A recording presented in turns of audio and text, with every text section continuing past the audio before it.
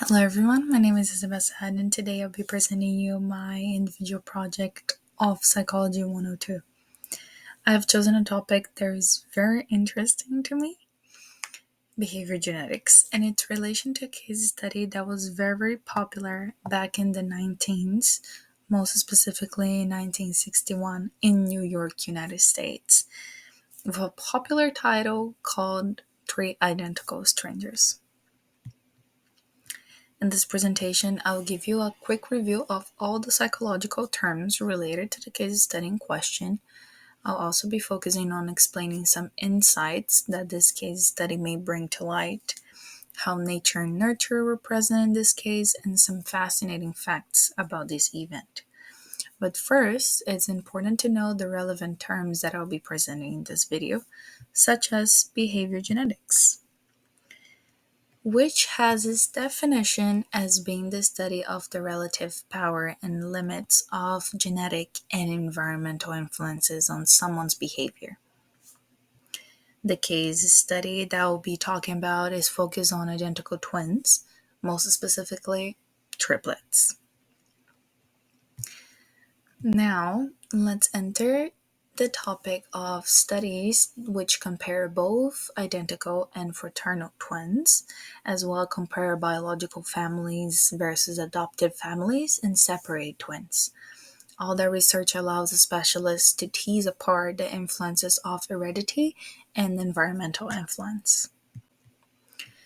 In the case study of separated twins, they maintained the same genes while testing the effects of different environments. And that was what exactly happened in this case study that we'll start talking about. Studies of twins in adulthood show that identical twins are more alike than fraternal twins in some ways, those being personality traits such as sociability and neuroticism, which would be the emotional instability, as well their behaviors and or outcomes such as the rate of divorce and abilities such as overall intelligence test scores. Other similarities are found in identical twins despite being raised in different homes, such as styles of thinking and relating, attitudes, interests, specific fears, brain waves, and heart rates. Now, let's talk about the triplets case. The year is 1961. Three healthy boys called Robert or Bobby, Edward, most known as Eddie, and David were born and given up to three different families: an affluent family, which will be a more stable, well educated family, middle class, and a more blue collar family, which was composed by immigrants, all already with a 3-year-old older sister adopted as well. It was not until 1980 that, by destiny or coincidence, as some may say, they find each other. They got along instantly. People even said that they look more like clones than brothers.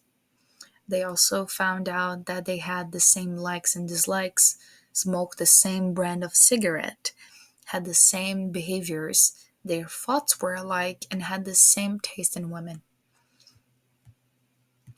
Now, it was not until some time had passed that some questions started to come to their minds, and they started to find out that a secret study was behind their separation at birth. In this study, identical twins were split on purpose for a scientific experiment coming from one adoption center in New York called Louise Wise Services. The company had a policy of separating twins, followed by a research program involving 12 years of follow up visits and data collection about which all adoptive parents and twins, and in this case triplets, were kept in the dark. They were not even informed that the babies that they have adopted had been born as twins or triplets and then separated. They were simply advised that a team of psychologists would see their adoptive children regularly over the coming years for physical examination and psychological testing in order to track their progress. The parents were told that all that was a part of a normal study of the development of adopted children.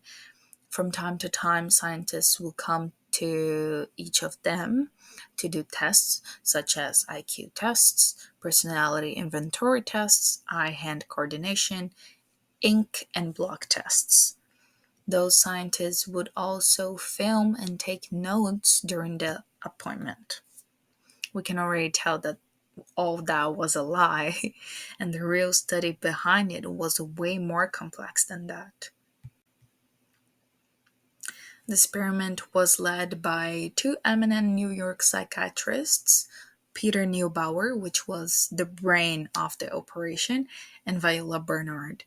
They believed that placements with different types of couples would make it easier to tease out the different effects of nature and nurture. The adoption agency eagerly collaborated. In the case of the triplets, Edward, or Eddie, was diagnosed with manic depression. He was very erratic, had many ups and downs. Nevertheless, that was not a surprise for his brothers because they also had very disturbed teenage years and were under psychiatric care. Because the research will be restricted until 2066 in Yale University, such as charts, films, tapes, research finds, we still do not know what they were looking for, nor what they have found. But there are assumptions of what the study could have been about and leaving more questions than actual answers. Like, were the scientists purposely choosing children whose biological parents had mental illness and placed in different homes to see if its mental illness was hereditable? Because there was more than one suicide during the research of twins. Or perhaps Peter Neubauer wanted to observe parenting practices and how they would affect the children's development.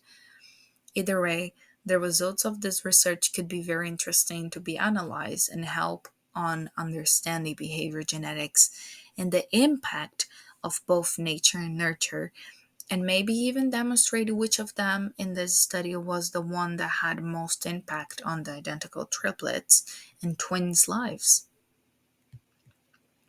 To conclude with this presentation, my focus here wasn't to tell you the full story of the triplets. However, I do recommend watching the documentary. It is an extraordinary and very emotional case. It most definitely catches your attention. But without the results of this research, it's hard to say what did influence the most on the triplets' lives. However, we can say that despite being apart for 18 years until they meet up, they still show a lot of similarities, not only physical, but also their behavior and personality.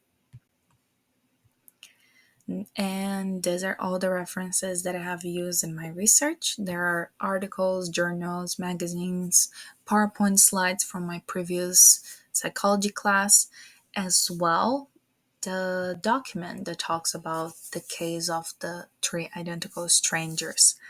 I hope you have enjoyed this presentation as much as I enjoyed making it, and hopefully this topic will go to your long-term memory. Thank you so much for watching, and see you next time.